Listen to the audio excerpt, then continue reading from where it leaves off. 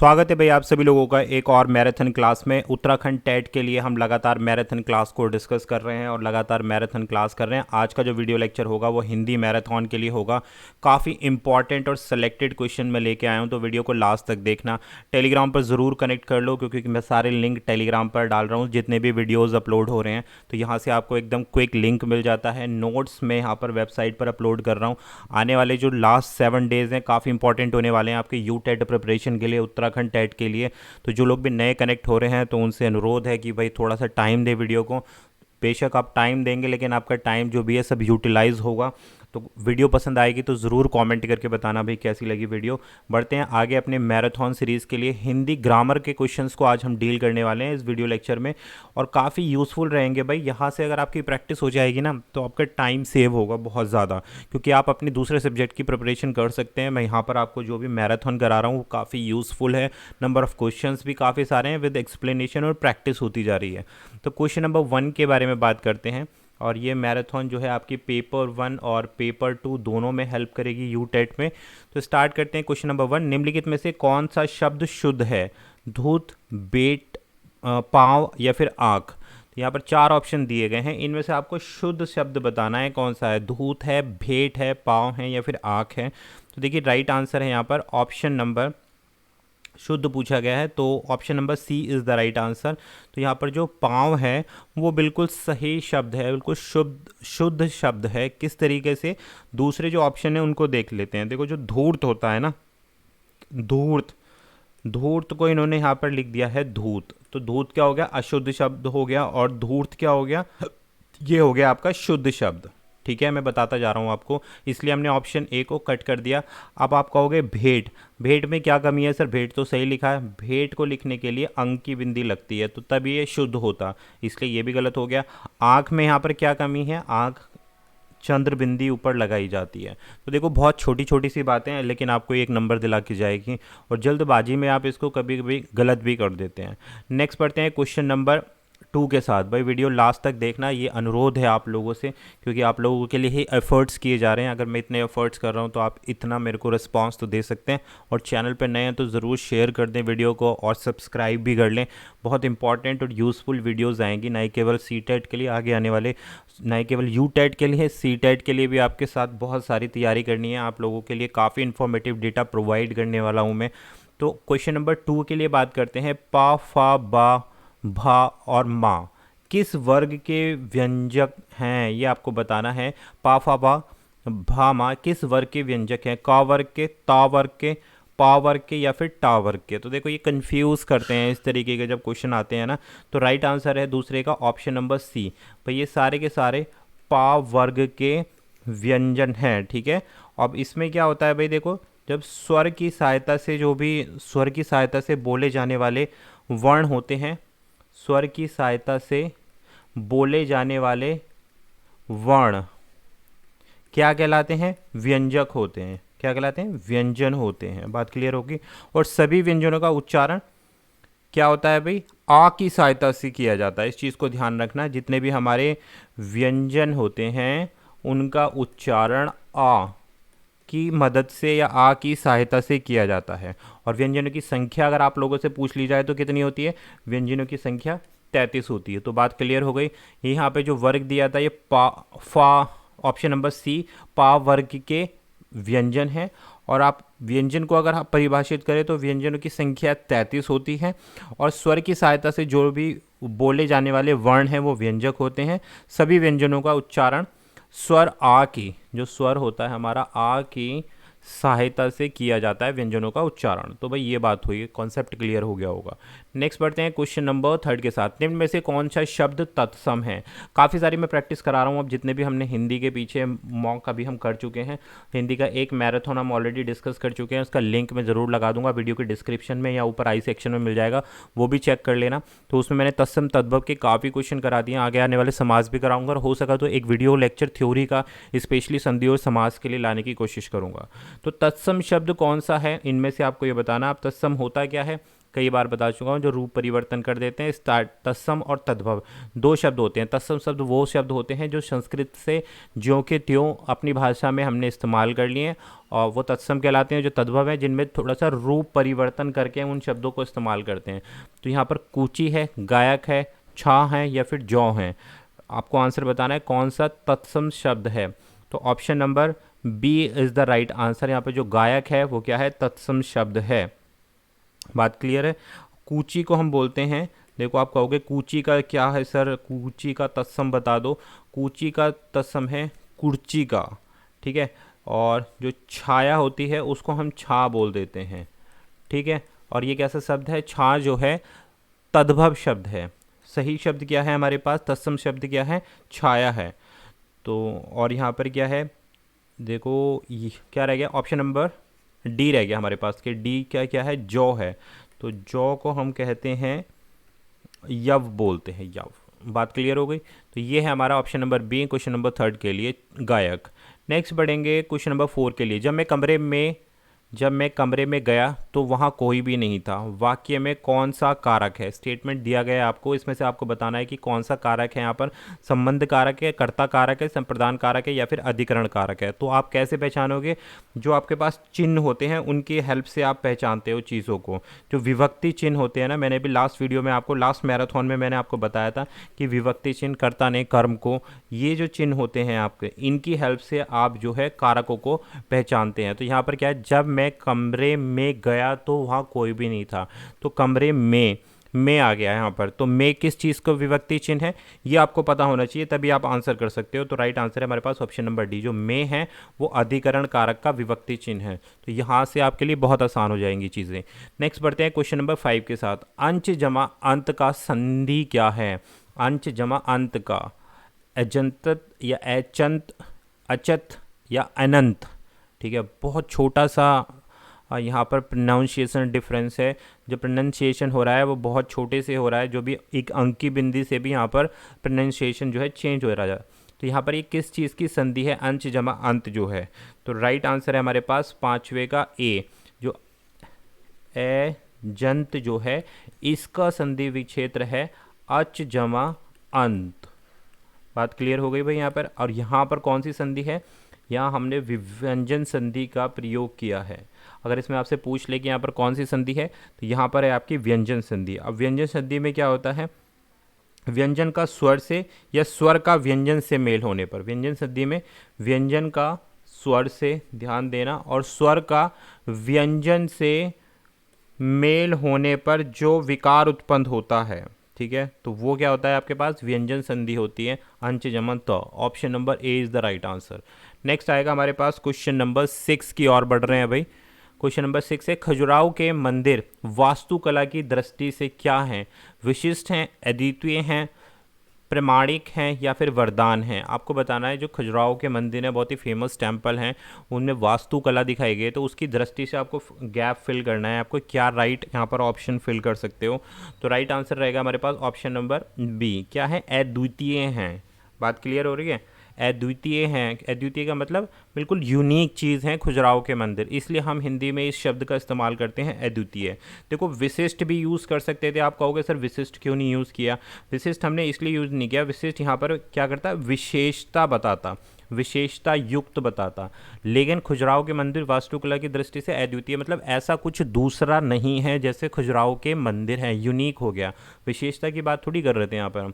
अब यहाँ पर ऑप्शन नंबर सी क्या बोलता है भाई, ऑप्शन नंबर सी बोलता है प्रमाणिक। प्रमाणिकता का प्रूफ नहीं दे रहे, अद्वितीय, इसको हम अनोखा भी बोल सकते हैं, ठीक है।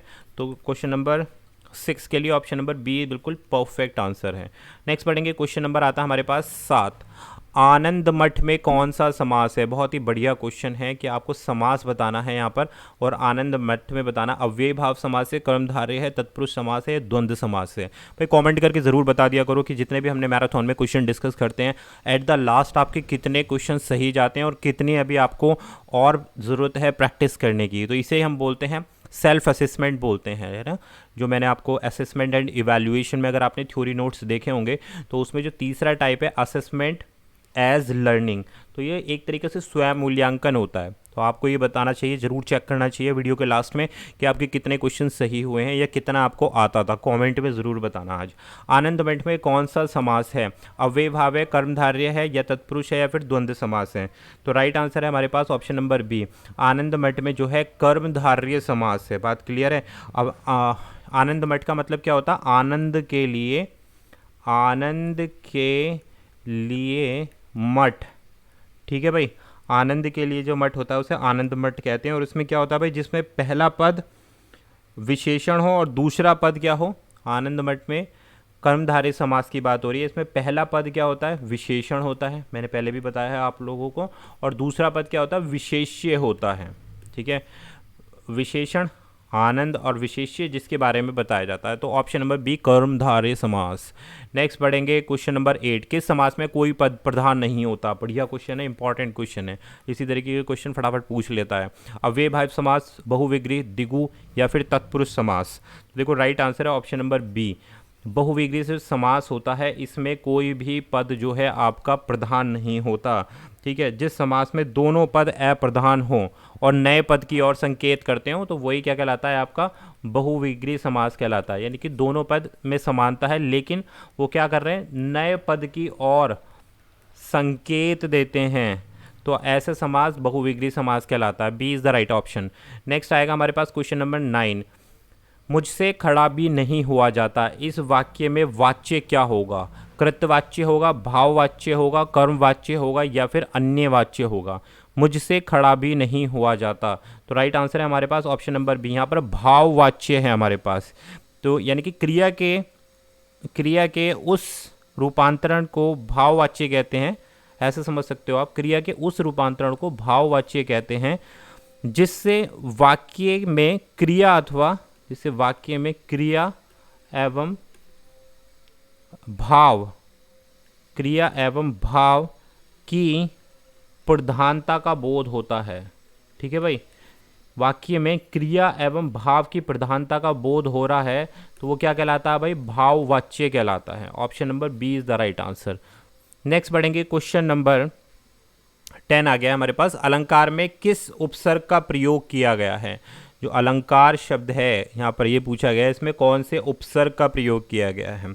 उपसर्ग क्या होते हैं? जो प्रारंभ में लगते हैं। ठीक है, जो प्रारंभ में लगकर शब्दों को अर्थ परिवर्तन कर देते हैं। ठीक है, तो अलन है यहाँ पर, हमें संधि विच्छेद करना होगा। अल है यहाँ पर, अल है यहाँ पे, या अलम है? तो अलंकार को जब हम करेंगे तो ये हो जाएगा अलम जमा कार। क्या मतलब हुआ इसका? आभूषण युक्त, या आभूषण या फिर शोभा जो होती है वो क्या कहलाती है? अलंकार कहलाती है। और इसका संधि विच्छेद क्या हो गया? अलम जमा कार। तो स्टार्टिंग में क्या आया हमारे पास? उपसर्ग आया। अब उपसर्ग क्या है? अलम है। अब अलम यहाँ पर कौन से ऑप्शन में दिया है? अलम दिया है हमारे पास, ऊपर तो एलन दिया है, यहाँ दिया है अलम, तो option number D is the right answer. Next बढ़ेंगे भाई, क्वेश्चन नंबर आएगा हमारे पास 11, निम्न में से पुत्रेषणा का संधि विच्छेद क्या होगा? पुत्रेषणा का संधि विच्छेद क्या होगा? पुत्र जमा एषणा, पुत्र जमा ऐषणा, पुत्रे जमा षणा, पुत्रः जमा षणा। राइट आंसर है ऑप्शन नंबर ए, पुत्र जमा एषणा जो है ये भाई आपका 11 के लिए राइट आंसर ऑप्शन नंबर पुत्र जमा एषणा, पुत्र जमा एषणा, तो ये राइट आंसर ऑप्शन बी होगा, ए नहीं होगा यहाँ पर, ऑप्शन नंबर बी होगा। पुत्रेषणा बोला गया है तो बी इसका राइट आंसर रहेगा भाई। क्वेश्चन नंबर 11 का बी इसका राइट आंसर रहेगा। और इसमें है हमारे पास वृद्धि संधि, यहाँ पर वृद्धि संधि है भाई। ए जमा ए क्या बनाएगा मिलकर? बड़ा ए की मात्रा, तो यही है हमारे पास पुत्रेषणा, ये दिया था ना पुत्रेषणा ऊपर, ये देख लो यहाँ पर यार, ये देखो पुत्रेषणा, तो बड़े ए की मात्रा हो गई यहाँ पर। पुत्र जमा एषणा, पुत्र यानी कि ए हो गया, एषणा छोटी ए के साथ में कंबाइन होकर क्या बना रहा? बड़े ए बना रहा, तो ये हमारे पास वृद्धि संधि का एक सूत्र बन गया। तो option number B is the right answer, पुत्र जमा एषणा। यहाँ पर आप काफ़ी लोग यहाँ पर ए भी पिक करेंगे मात्रा देखकर, बट यहाँ पर वृद्धि संधि दी गई है। नेक्स्ट क्वेश्चन नंबर 12 आता है, दिए गए वाक्यांशों के लिए एक शब्द दीजिए। सिक्के ढालने का जो कारखाना होता है उसको आपको बताना है कि वो क्या कहलाता है। वन वर्ड सब्सटीट्यूशन है। टंकण कहलाता है, टकसाल कहलाता है, ढलाई कहलाता है, या इनमें से कोई नहीं। तो देखो, जो सिक्के ढालने का कारखाना होता है उसको हम बोलते हैं टकसाल। बात क्लियर है? Option number B is the right answer. आगे बढ़ते हैं क्वेश्चन नंबर 13 के साथ में से। पढ़े फारसी बेचे तेल, यह देखो कुदरत का खेल। तो इस लोकोक्ति का अर्थ क्या होगा? पढ़े फारसी बेचे तेल, यह देखो कुदरत का खेल। 2-3 बार अगर आप इसको रिपीट भी कर लोगे ना तो मीनिंग आपको समझ में आ जाएगा। शिक्षित होकर बेकार रहना, योग्यता होते हुए भी विवशता के कारण निम्न स्तर का कार्य करना, विधा का अपमान करना, विद्या का अपमान करना, या फिर फारसी पढ़े लोगों को पर्याय तेल बेचना पड़ता है। ऐसा कुछ नहीं है भाई, राइट आंसर है। इसका मतलब होता है योग्यता होते हुए भी विवशता के कारण यानी कि मजबूरी के कारण कोई छोटे लेवल का निम्न स्तर के काम करना क्या कहलाता है? पढ़े फारसी बेचे तेल, या देखो कुदरत का खेल। इस लोकोक्ति का अर्थ यह है। तो option number B is the right answer for question number 13। Next पढ़ेंगे, क्वेश्चन पहुंचेंगे अब हम 14 पर। अशुद्ध विकल्प आपको चुनना है। जो कम बोलने वाला होता है उसको अल्पभाषी बोलते हैं। जो प्रमाण से सिद्ध ना हो प्रमाणनीय। जो किसी पर अभियोग लगाए अभियोगी। वर्षा का बिल्कुल ना होना अनावृष्टि। तो अशुद्ध चुनना है। तो भाई वर्षा का बिल्कुल ना होना बिल्कुल सही है, अनावृष्टि कहते हैं उसे। और राइट आंसर क्या होगा जो अशुद्ध है यहाँ पर? ऑप्शन नंबर बी होगा। जो प्रमाण से सिद्ध ना हो उसको हम बोलते हैं अप्रमेय। अप्रमेय बोलते हैं भाई। बात क्लियर है? और आप कहोगे सर प्रमाणनीय किसको बोलते हैं? जो सर्वमान्य होता है, यानी कि सब लोगों के द्वारा जो मान्य होता है उसको हम बोलते हैं प्रमाणनीय। और अप्रमेय उसको हम बोलते हैं जो प्रमाण से सिद्ध ना हो, जो कम बोलने वाला हो, अल्पभाषी। ये भी बिल्कुल सही है। जो किसी पर अभियोग लगाए यानी कि अभियोगी। तो यहाँ पर अशुद्ध हमें चुनना था, तो यहाँ अशुद्ध जो है जो प्रमाण से सिद्ध ना हो वो होता है अप्रमेय। तो option number B is the right answer. Next बढ़ते हैं क्वेश्चन नंबर 15। दिए गए वाक्यों में रेखांकित खंड को प्रतिस्थापित करने के लिए सबसे उपयुक्त विकल्प का चयन करना है। आज विज्ञान मनुष्य के हाथों में अद्भुत और अतुल शक्ति दे रही है। तो ये जो अंडरलाइन किया गया है शब्द अतुल शक्ति दे रही है, इसके लिए आपको क्या करना है? एक उपयुक्त खंड चुनना है जो नीचे दिया गया। अतुल शिक्षा दे रहा होगा, अतुल शिक्षा दे रहा था, अतुल शिक्षा दे रही है, या अतुल शक्ति दे रहा है। तो यहाँ पर क्या राइट सेंटेंस आएगा इस अंडरलाइन वाली जगह पर? आज विज्ञान मनुष्य के हाथ में अतुल शक्ति दे रही है, अतुल शक्ति दे रहा है। ऑप्शन नंबर ए इसका बिल्कुल राइट आंसर रहेगा। ठीक है भाई, बात क्लियर हो रही है? 15 का अतुल शक्ति दे रहा होगा, दे रहा है, मैंने होगा पे लगा दिया, होगा नहीं होगा। ऑप्शन नंबर डी बोल रहा हूँ मैं, सही ऑप्शन पिक कर रहा हूँ, गलत। तो ऑप्शन नंबर डी इसका राइट आंसर है। आज विज्ञान मनुष्य के हाथों में अतुल शक्ति दे रही नहीं, दे रहा है। और ये कौन सा है? ऑप्शन नंबर डी है, तो इसलिए हमने डी चूज़ किया। बहुत आसान सा क्वेश्चन था भाई। निम्न में से किस शब्द की वर्तनी सही है? आपको ये बताना है इनमें से नीचे किसकी वर्तनी सही है। निष्कर्म, निष्कर्म, निष्कर्म या निष्कर्म। आपको सही वर्तनी बतानी है इसमें से। तो राइट आंसर है 16 का ए, जो निष्कर्म बिल्कुल सही वर्तनी में। आगे बढ़ेंगे, क्वेश्चन नंबर आएगा हमारे पास 17। निम्न में से विरल का पर्यायवाची शब्द जो नहीं है वो आपको बताना है। दुर्लभ, कठिन, दुष्प्राय या फिर विरह। तो विरह का, ये देखो विरल पूछा गया है ना, विरल का जो पर्यायवाची शब्द नहीं है तो ऑप्शन नंबर डी, विरल का जो पर्यायवाची शब्द नहीं है वो विरह जो है, विरल का पर्यायवाची शब्द नहीं है। जो विरह का है वो होता है वियोग होता है। विरह का मतलब वियोग होना या फिर जुदाई, ये सब क्या है? पर्यायवाची, यानी कि समान शब्द जो हैं। तो विरल का जो है वो आप पता कर सकते हो। देखो उसके बाद दुर्लभ, कठिन, दुष्पर्याय, ये तीनों के तीनों विरल के पर्यायवाची शब्द हैं, बट विरह नहीं है। विरह वियोग और जुदाई को हम बोलते हैं। Option number D is the right answer. Next आता है हमारे पास क्वेश्चन नंबर 18। निम्नलिखित शब्दों में से चक्रीवान में किसका पर्यायवाची है? आपको बताना है। निम्नांकित शब्दों में से चक्रीवान किसका पर्यायवाची है? गरुड़ का है, गधे का है, गाय का है या फिर काग का है?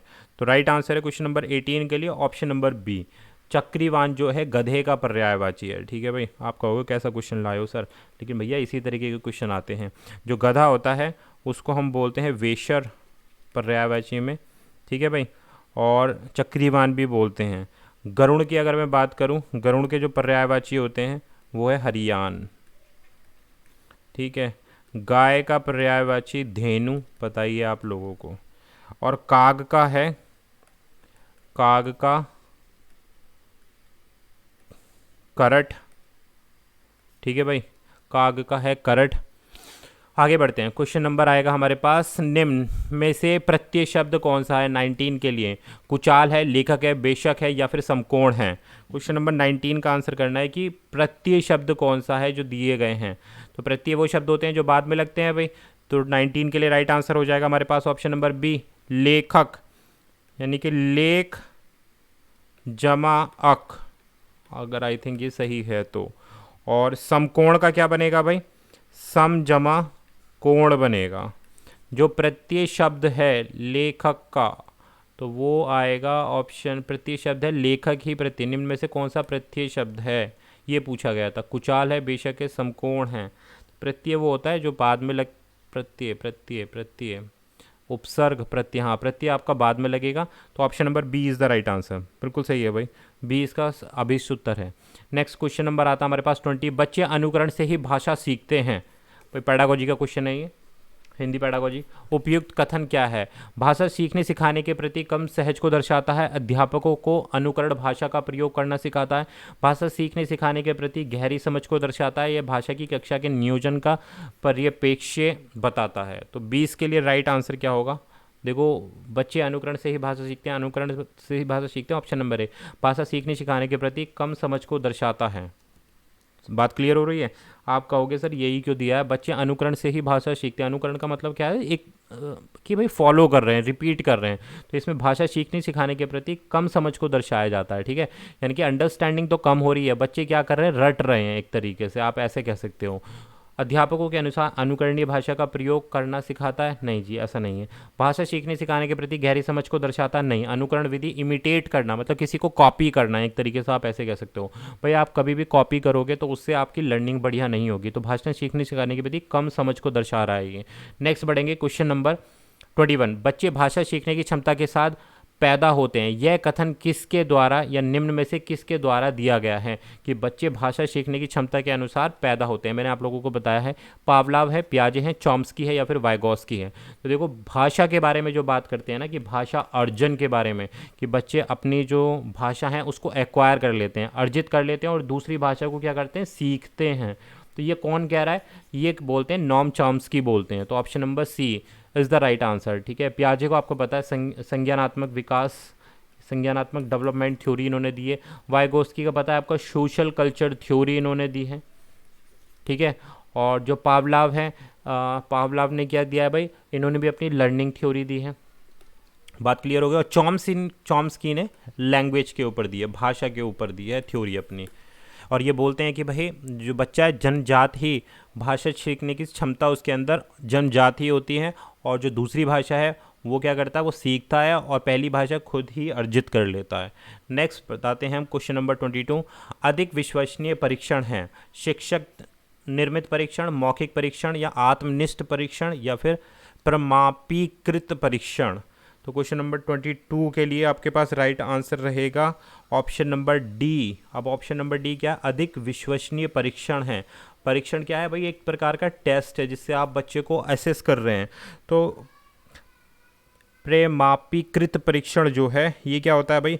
निष्पक्ष होता है, यानी कि फेयर होता है, और दूसरा वस्तुनिष्ठ होता है, वस्तुनिष्ठ होता है। इसमें वस्तुनिष्ठ विधि का इस्तेमाल किया जाता है इस परीक्षण में, ठीक है भाई। तो इसको बोलते हैं प्रमापीकृत परीक्षण। ऑप्शन नंबर डी क्या है? ये अधिक विश्वसनीय परीक्षण की एक विधि है जिसमें जो बिल्कुल समान निष्पक्ष रूप से होता है और वस्तुनिष्ठ विधि का इसमें इस्तेमाल किया जाता है। तो option number D is the right answer. तो भाई बस यही थे आज की वीडियो के इंपॉर्टेंट मैराथन क्वेश्चन।